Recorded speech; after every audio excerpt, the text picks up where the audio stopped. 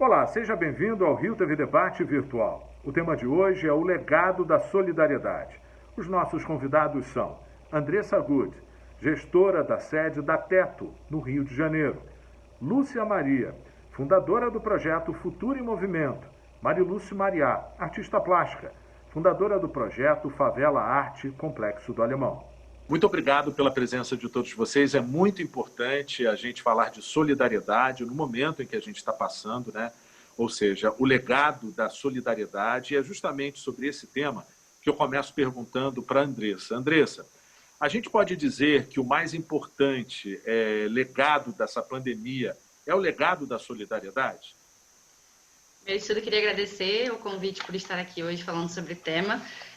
Sim, eu acho que esse é um grande legado, né? A gente vê um movimento muito grande, né, de olhar um pouco mais com atenção para como cada pessoa e cada grupo estava passando por essa situação e, né, sentindo a pandemia chegar de forma diferente, né? Ela chegou de uma forma muito direcionada primeiro para uma população de classe mais alta, que não sentia, né, que viajava, que tinha contato com pessoas no exterior. E na medida que isso foi atingindo a população de mais vulnerabilidade, a gente foi vendo muito esse olhar dessa solidariedade mesmo acontecendo. Então, nas comunidades em que a Teto atua, né, a gente, de uma forma geral, a gente começou a ver a demanda muito grande, generalizada, então uma demanda por alimento, porque as pessoas não estavam trabalhando, uma demanda por itens de higiene para poder fazer a prevenção. E na medida que essas demandas foram se evidenciando e o olhar para as favelas e para as populações mais vulneráveis foi aumentando, também foi aumentando a solidariedade. Eu estou costumando dizer que minha grande esperança para o fim da pandemia é que isso não seja só uma passagem, né, que a gente tenha tido um pico de solidariedade muito alto e que isso permaneça, porque são questões que acontecem já há muito tempo, né? Vulnerabilidade nas favelas, a falta de acesso a direitos básicos, e aí que ficaram escancarados agora, né, com a pandemia, o não saneamento, o não acesso à alimentação decente, isso ficou escancarado e não é nada novo. Então, a nossa expectativa e a minha, eu acho que minha resposta seria um sim, eu acho que esse é o legado, mas muito na expectativa de que isso permaneça dessa forma. Perfeito. Lúcia, você também concorda com essa visão da Andressa, ou seja, que esse legado da solidariedade acabou surpreendendo todo mundo? Normalmente, a gente tem uma reação bem positiva em uma situação extrema, né? Mas as pessoas se organizaram, as pessoas conseguiram fazer o seu desempenho quase que individual em alguns momentos. Você acredita que esse legado da solidariedade ele veio para mudar essa rotina? Eu acho esse tema muito interessante. E também acho o seguinte, realmente, essa pandemia trouxe mudanças para algumas pessoas, não vou dizer para todos, não. Eu vi muita gente chorar por falta de emprego, por falta de alimento, mas eu também vi um mundo se mobilizar em relação a isso, né? O alemão foi um desses lugares que houve um movimento muito grande e eu acredito que abrangeu grande parte do alemão, entendeu? E eu acho que, enquanto houver a pandemia, tem que continuar essa solidariedade de todos, né? Para envolver pessoas que estão desempregadas, que perderam os empregos, né? Que tem criança, a gente tem que pensar mais no lado da criança também, né? Porque a criança, o pai desempregado, como é que vai alimentar essa criança com leite? As coisas básicas, né? Eu acho que é muito importante a ajuda de todos e todos se mobilizarem numa campanha só, né? Eu acho assim de suma importância. Ótimo. Marilúcia, a Lúcia já falou da questão do alemão, né? E você é uma artista plástica, fundadora de um projeto, né? Arte Complexo do Alemão. Queria que você trouxesse um pouco da realidade da comunidade, né? Que é uma comunidade bastante extensa, com muitas pessoas precisando ainda de ajuda, né? Porque ainda enfrentam todos esses problemas, ou seja, o desemprego ele ainda ameaça, a questão da alimentação, dos itens de higiene, né, tão fundamentais nesse momento. Mariluz, como é que você analisa esse legado da solidariedade, especificamente na comunidade do alemão? Primeiramente, eu quero agradecer a vocês, porque mesmo eu sabendo que no caso aqui, a nossa live, nosso encontro virtual é gravado, é a primeira vez que alguém consegue me reunir com a Lúcia, mesmo que à distância, e tudo que eu aprendi, eu comecei através dela. Eu já tinha já algumas ações, mas projeto mesmo eu aprendi com ela. Então, assim, eu quero agradecer, porque é a primeira vez que a gente consegue se reunir e de verdade para falar de alguma coisa que realmente é muito importante para nossa favela. Nossas, né? Porque aqui são 14 favelas. E como vocês estão falando, o legado da solidariedade, ele é exatamente tudo isso que a gente vive aqui. A gente já nasceu solidário por nascer numa favela, ser criado ou ter vindo de uma favela como a minha avó veio, que foi uma das primeiras moradoras, e, aliás, foi a primeira do Alto. E as pessoas aqui, elas só sobreviveram todos esses anos por conta dessa união solidária, comunitária, unitária das pessoas aqui e de outras favelas que a gente não costuma falar comunidade, porque comunidade é muito organizadinho, é muito certinho para o sistema público, mas para nós ainda não é. Então a gente se sente uma comunidade como uma união, mas não somos uma comunidade quando se fala de políticas públicas. Então, a gente prefere ser chamado de favela por essa questão mesmo de distribuição de direitos de políticas públicas que não chegam diretamente na gente. E tudo isso eu sei que vai se prolongar, é o grande legado que vai ficar, que a pandemia ela só foi um start de coisas que já eram para ter acontecido. Nós estamos 100 anos atrasados dos 400 anos perdidos. Então, com certeza, nós vamos recuperar tudo isso através de muita solidariedade, dos exemplos que ficaram, apesar de todas as perdas, e a gente sabe que é uma coisa muito difícil, a gente perdeu muita gente. Aqui no Alemão não foi uma perda assim, nossa, numérica, grande como esperavam, porque justamente as ações coletivas conseguiram reunir soluções, que as soluções isoladas, elas só criam no caso, resultados isolados, mas soluções coletivas, elas conseguem produzir soluções reais a longo prazo. E foi o que aconteceu e a gente acredita que vai continuar, vai permanecer acontecendo e a gente tem que cobrar do poder público, mas se a gente quer mudança, a gente tem que fazer a mudança. Então, com certeza, esse legado é a coisa mais importante que tem para a gente, que a gente pode mostrar para o mundo quem somos, como fazemos e como seremos, porque as crianças estão aí para fazer melhor que nós. Ok. Andressa, quais são os indícios que a gente já pode trabalhar aí, né, para ter essa informação de que o senso de solidariedade ele será duradouro? Eu acho que os indícios de que ele será duradouro, eu acho que é muito esse olhar ainda contínuo em relação à situação das favelas, né? Por mais que essa grande onda de doações e de ajuda mesmo ela tenha baixado, a gente sabe que a pandemia não acabou e a gente ainda vê os atores externos às favelas sendo muito solidários, mas principalmente dentro da favela. Eu acho que esse que é o nosso grande legado. A gente aprende muito com as pessoas que a gente trabalha ao lado, né, nas comunidades que a gente trabalha, e o movimento delas de fazer as coisas acontecerem é constantemente buscar sempre para poder melhorar a vida das pessoas. Então, semanalmente eu tenho as lideranças comunitárias das favelas aqui do Rio, que a gente atua, perguntando: e Andressa, tem cesta básica para dar? Você sabe onde a gente pode comprar mais barato? E elas não pararam. E eu acho que isso continuar tão firme, apesar de toda a dificuldade que as favelas estão passando, eu acho que isso é um grande indício. E ainda assim, as grandes campanhas que continuam acontecendo, né? A gente teve, enquanto organização, recentemente, uma campanha que foi para arrecadar dinheiro para projetos comunitários que mitiguem os impactos da Covid nas favelas. E mesmo já tendo passado aquele boom inicial das cestas básicas, foi uma campanha de muito sucesso. A gente arrecadou mais de 800 mil reais e para fazer projetos em todo o Brasil. Então, acho que isso é o olhar de que a população brasileira ainda está atenta, de que por mais que a gente esteja flexibilizando, a gente está indo para a rua, a pandemia ela não acabou, ainda tem muita gente desempregada. Eu acho que os dados, né, econômicos que aparecem todo dia mostram isso para a gente.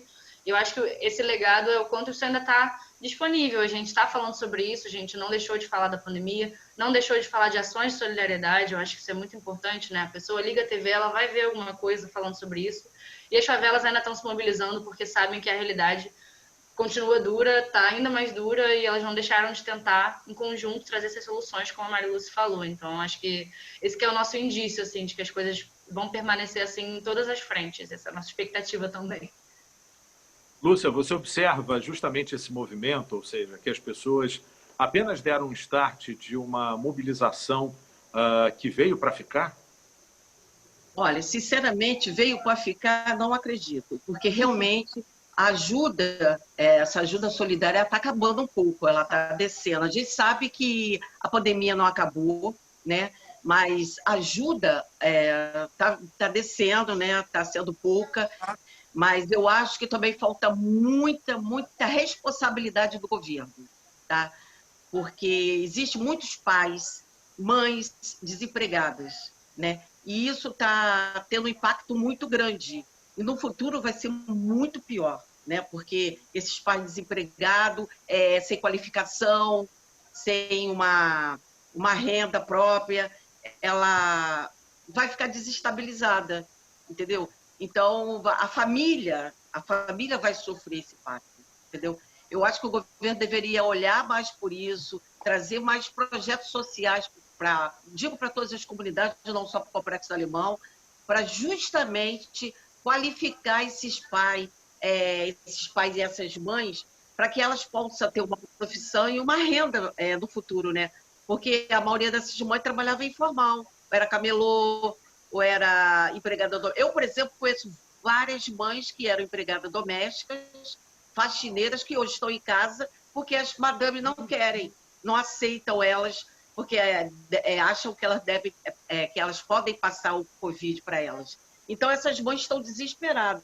Eu consegui manter algumas com cesta básica, com kit de higiene, mas está acabando, está descendo, entendeu? A ajuda está vindo muito pouco aí.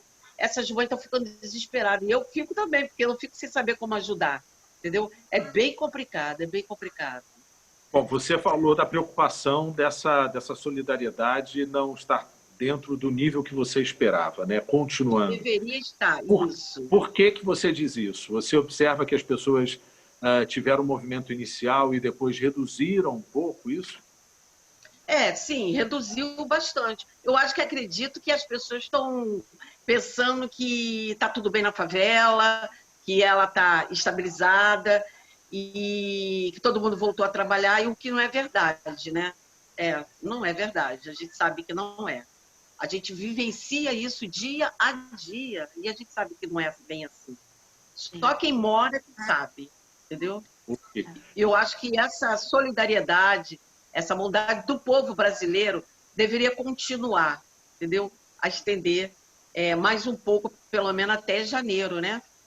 Mariluz, você concorda com a visão da Lúcia em relação à questão da solidariedade que diminuiu depois da flexibilização? Você acredita que isso está acontecendo ou você tem um pouco mais de esperança em relação às ações de solidariedade durante a pandemia? Eu acredito sim, eu concordo com a Lúcia, até porque o propósito do nosso trabalho é proporcionar esperança. É difícil, não é fácil proporcionar esperança num cenário como esse. E, apesar de todas as dificuldades, a gente tem que mostrar que tem soluções. Então, por mais difícil que seja, a gente tem que fazer alguns sacrifícios, tem que fazer coisa por iniciativa própria, sem ajuda governamental e algumas ajudas também de outras pessoas. Muitas das vezes tem que ser a nossa própria ajuda, mas vale a pena, porque foi o que eu e o meu filho, meu marido fizemos. A gente viu as crianças pedindo ajuda para os adultos e falando, olha, os vizinhos estão precisando de remédio, estão precisando de alimentação especial, porque nós ficamos com as crianças e os grupos de risco. E as pessoas de carteira assinada que não receberam benefício. Então, esse foi o nosso público-alvo para atender. E aí, nós fizemos, logo em março, dia 20, a gente fez como se fosse uma análise. E pensamos assim, o que vale mais a pena? a gente ter uma garantia ou a gente recolher os corpos. E aí a gente viu que não valia a pena ter dinheiro para comprar casa, para nada. E a gente resolveu botar o nosso dinheiro para poder ajudar as pessoas, para despertar as outras pessoas a ajudarem também. Que para a gente faz mais sentido. Porque se eu tenho que proporcionar esperança, eu não tenho que me isolar dentro da minha casa. Eu sou do grupo de risco, eu nasci cardíaca, mas eu tenho que me colocar à disposição, porque eu me propus a fazer isso. E por mais difícil que seja, tudo tem resultado. Foi difícil para o meu marido, que trabalha num setor que vende peças de automóvel e não tinha ninguém circulando. Então, assim, a gente não tinha renda. Foi difícil para o meu filho, que trabalha com várias coisas, mas não podia sair de dentro de casa, porque ele foi a única pessoa isolada 100% da minha casa. Foi difícil para mim, que foi do grupo de risco, foi. Mas para a gente, o que valeu a pena foi o resultado. Porque se as lideranças comunitárias, porque não foi o governo que salvou nenhuma vida nesse país, porque o que salvou vida nesse país foi a força de vontade do brasileiro de viver e dos outros de ajudar as pessoas a sobreviverem. A sobrevivência, ela conseguiu ultrapassar a vontade de viver. Ou ela ultrapassou. Não foi por questões de viver, foi de sobreviver. Se não fossem as pessoas que tiveram iniciativas de começar, esse país hoje, ele seria um local que você praticamente não poderia nem respirar. Porque o Covid diz isso, eu não consigo respirar. Se eu não conseguiria respirar, porque teria gente morta de ponta a ponta. O nosso pensamento era esse. A gente espera ou a gente recolhe os corpos. Porque dentro de uma favela, tem pessoas que não podem ir no médico. Tem pessoas que não conseguem ir no médico. Tem pessoas que não chegam no médico. Tem pessoas que já morrem por falta de atendimento. Então, que diferença ia fazer uma pandemia? Só que a fome, ela não escolhe. Se você tem que se isolar, ela não escolhe classe social, ela não escolhe se você tem direitos e deveres, se tem garantia constitucional, se você vai ser atendido ou não. A fome, ela chega e fica. Enquanto você não mata a fome, enquanto você não leva um pouquinho de esperança, você não tranquiliza a pessoa no baixo estresse, você não consegue fazer nada. E a maioria das pessoas se perguntam até hoje como as comunidades, as favelas conseguiram sobreviver. Que a gente já passou por muitas dificuldades. A gente já sobreviveu a coisas piores. A gente já passou por tanta coisa, o estresse já foi lá em cima. Mas a gente aprendeu a lidar com esses problemas. E aí, quando veio a pandemia, a gente já estava treinado.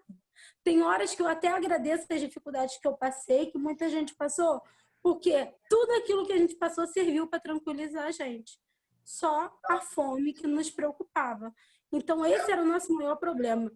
Como vamos fazer com o pessoal que sente fome, toma remédio para tratamento crônico e criança lactante que não vem alimentação em cesta básica?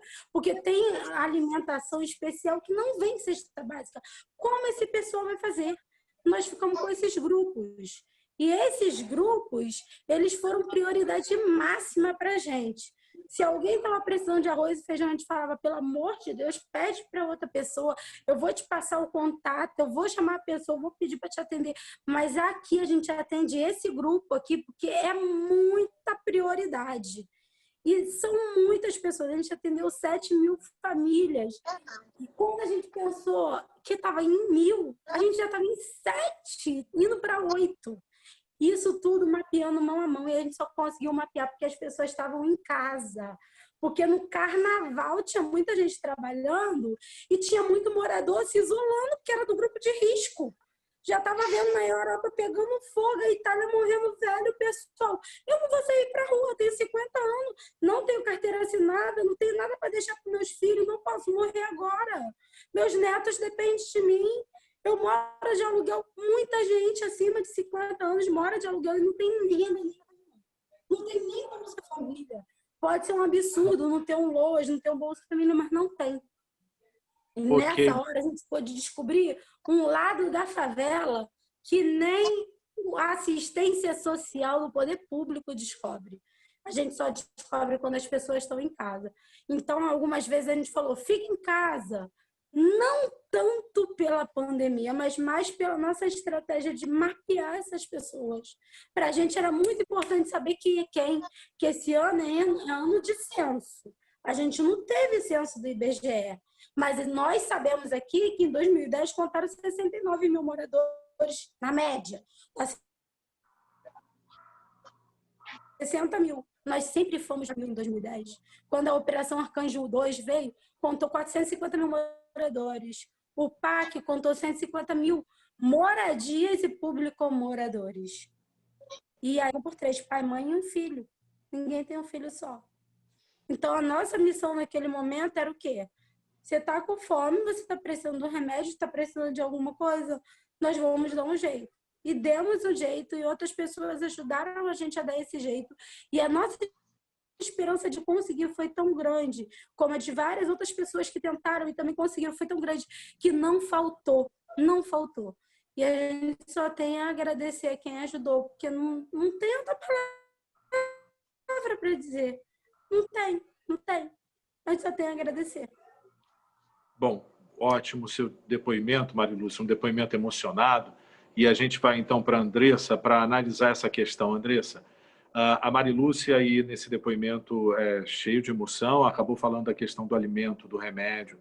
São várias necessidades, são limites de sobrevivência, né? A gente sabe que todas as comunidades já passam por essa privação, né? Por essa necessidade. Você acredita, Andressa, que a partir de agora a gente já está num estágio, né, da pandemia diferenciado em relação ao início?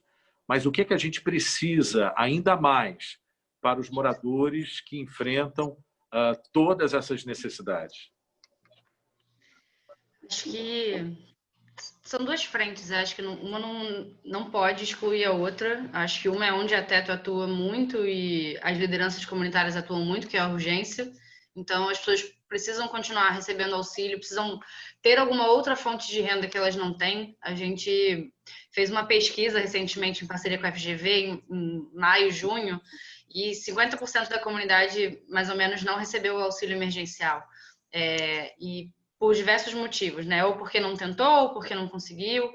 E são pessoas que recebem Bolsa Família, mas que também não é suficiente. Então, acho que a primeira frente, ela precisa ser da emergência. As pessoas estão com fome, as pessoas estão sem trabalho, as pessoas não têm itens básicos de higiene para continuar se higienizando. Por mais que a gente perceba, né, que não existe um medo tão grande quanto existia antes, então a gente vê as pessoas na rua caminhando de forma um pouco mais tranquilas, mas ainda assim com a busca da prevenção e querendo principalmente se alimentar e se cuidar e ter um trabalho para trazer comida em casa, né? Eu acho que é o que a Marilúcia falou, assim. Se não tiver comida, as pessoas não partem, não se movimentam, elas não conseguem fazer nada. Então, acho que essa é a frente que precisa continuar acontecendo, ela não pode parar de acontecer. E aí, o longo prazo, ele precisa acontecer também. Então, a gente está em época de eleição, é um momento que a gente sabe que, das raras vezes no ano que a favela ela é olhada pela política pública, porque a gente vê muito candidatos e candidatas que vão à favela fazendo campanha eleitoral, mas que a gente não vê isso se revertendo em políticas de fato. Então, é o momento da gente falar também sobre isso, é falar que a favela precisa de política pública, e não é política pública de remoção, não é política pública de só você dar um aluguel social, é uma política que vai, de fato, transformar aquele território que as pessoas estão ali. Então, elas querem saneamento onde elas estão, elas querem água onde elas estão. Então, como a gente casa a política pública para que a gente consiga gerar renda para quem mora ali, então ter ali um trabalho que seja perto, que a gente consiga ter infraestrutura mínima de saneamento, de acesso à água, de lazer, as pessoas não têm lazer. Então, a favela só vai conseguir se transformar se a gente conseguir sair o mínimo do emergencial. O emergencial, ele é curto prazo, ele não se sustenta. Então, a gente precisa falar de política pública e não falar só em período eleitoral. Quando a gente tiver as pessoas que forem eleitas, né, em prefeituras e cargos de vereança, que a gente consiga continuar falando sobre isso e que a gente não esqueça como a pandemia afetou as favelas e como elas só sobreviveram por conta delas mesmas, né? A gente, nessa pesquisa que a gente fez também com a FGV, a gente levantou a opinião das pessoas que a gente entrevistou sobre a atuação do governo, a atuação das ONGs, a atuação das lideranças comunitárias, E quase 80%, né, 78% das pessoas que a gente entrevistou acreditam que quem mais ajuda são as ONGs. E, além disso, também a grande força das lideranças comunitárias em conseguir o auxílio, né? Então, já existe uma descrença muito grande com o poder público, e isso é completamente justificado, porque não tem política, mas a gente precisa trazer essa responsabilidade. O poder público precisa olhar para as favelas não só como um lugar de conseguir voto, mas um lugar de transformação a partir do território. Tem muita gente boa, como a Marilúcia, como Lúcia, fazendo nas favelas, e é a partir dessas pessoas que a gente precisa buscar a transformação. Elas já sabem o que tem que ser feito, elas já sabem a realidade. 7 mil cestas entregues, tantas pessoas mapeadas na favela do Alemão. Isso é saber local. É a partir disso que a gente consegue transformar. Então, acho que o que a gente precisa fazer agora é isso. É o emergencial, as pessoas precisam comer, as pessoas precisam de trabalho, as pessoas precisam de trabalho, mas é também a gente olhar o longo prazo. Lúcia, a gente sabe que as pessoas se sensibilizaram, houve um engajamento, né, dentro dessa questão, mas a gente ainda está num momento muito delicado e as pessoas permanecem numa situação de vulnerabilidade social, né? Qual seria o seu apelo? Porque, para quem já convive nessa situação, agravou ainda mais, né? Ou seja, o que a gente vai precisar daqui para frente para poder sobreviver à pandemia que a gente ainda está vivendo e que ainda tem um bom tempo pela frente? Olha, sinceramente, eu acho que a ajuda deve continuar, que as pessoas de bom senso continuem ajudando as comunidades. Eu acho que a gente precisa muito de política pública também, né? Como a menina falou, nós estamos em tempo de campanha, entendeu? A maioria desses candidatos só aparece na comunidade de 4 em 4 anos. Eu acho que tem que ser revisto isso, porque a comunidade não é só o local de votos, não. Tá? É um lugar de pessoas trabalhadoras, pessoas honestas. Tá? Nós temos o lado ruim, temos sim, lógico, em todo lugar. Hoje em dia é o Brasil inteiro, né? Mas eu acho que tem mães, tem pais maravilhosos que precisam continuar sendo ajudados até a gente ver aonde vai parar essa pandemia, né? Eu acho que a política pública, como eu falei, tem que entrar, sim, com ações para que possa ajudar esse povo da comunidade. Porque o complexo alemão é muito extenso, é muito grande. Tá? E talvez tem que ter realmente algo que possa mudar a vida dessas pessoas. Né? Essas pessoas querem realmente mudança. Né? Porque a fome tem pressa, mas eu acho também que tem que ter algo para que elas possam gerar renda. Bem, o meu projeto é assim, a gente está tentando ensinar a algumas pessoas a gerar renda, né? Então, essa é minha preocupação no momento, conseguir fazer com que esses pré-adolescentes possam gerar renda própria, porque realmente não pode ficar só esperando a cesta básica, tem que ter algo a mais, tem que ser feito algo a mais. Entendeu? Além da cesta básica. Mas ela tem que vir no momento ainda, e muito, muito ainda. Lúcia, a esperança é de que essas ações coletivas superem as individuais, ou seja, como é que foi esse balanço na sua avaliação? Você acredita que quando as ações coletivas chegam, elas dão um suporte maior, é isso? Eu acredito que sim, né? Eu acredito que venha a melhorar.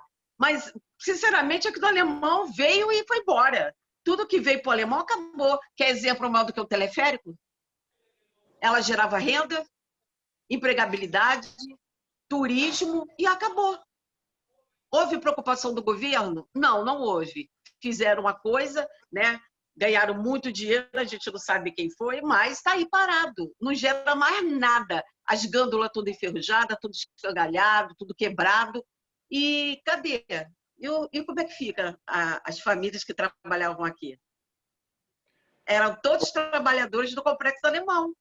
Bom, chegamos ao final do nosso programa, mas a gente precisa de uma conclusão de vocês, uma mensagem, algum depoimento de incentivo para quem ainda possa fazer essa questão da solidariedade, né? Ou seja, a gente espera que esse legado da solidariedade continue e conta com o incentivo de vocês. Vocês podem trazer para a gente alguma mensagem para incentivar as pessoas a cada vez mais colaborarem nesse momento tão delicado? Geralmente nós buscamos tempo, procuramos dizer que não temos tempo para fazer as coisas que são fundamentais.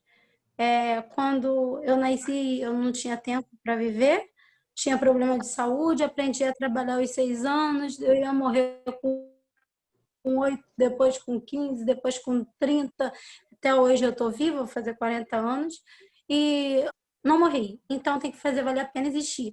Se ficar aguardando, ter tempo para fazer, nunca se faz. Porque o futuro não é daqui a pouco.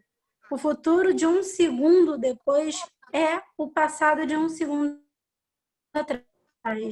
Nós temos que fazer agora, porque a gente não sabe como é que vai ficar o depois. O depois já não existe, como o passado já foi.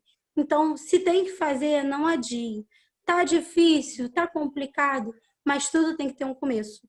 E nós aqui na favela, só conseguimos existir e sobreviver porque a gente não esperou ninguém fazer. Nós fizemos todos juntos. Então, se quer o melhor, é o que a gente fala no projeto. Quem não luta pelo futuro que quer, tem que aceitar o futuro que vier. E nós não queremos qualquer futuro. Perfeito. Andressa, sua conclusão. Ainda dá tempo de ajudar, né? Com certeza. Eu acho que a pandemia despertou em muita gente, né, que não tinha despertado ainda, o senso de responsabilidade coletiva, né? O senso de qual é o nosso papel enquanto cidadão na sociedade. Eu acho que é exatamente isso que a Mariluce falou.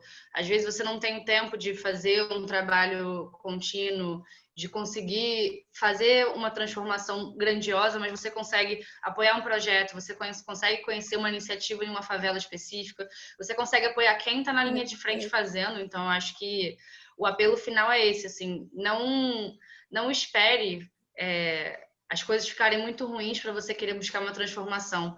Não espere as coisas ficarem muito ruins para você querer buscar uma transformação, né? Eu acho que todos nós podemos ver ainda mais escancarado como a pandemia ela destruiu famílias e pessoas de forma muito diferente, né? Então, como isso fica de legado para a gente manter os nossos olhos abertos, de que essa realidade ela ainda existe, ela ainda é muito cruel para muita gente. Então, acho que resgatar esse nosso senso de cidadãos mesmo, de cidadania, o que a gente pode fazer, seja uma doação recorrente, seja participar ativamente de um projeto social, de apoiar e fortalecer uma liderança comunitária, mas também a gente não esquecer quem tem que fazer também por nós.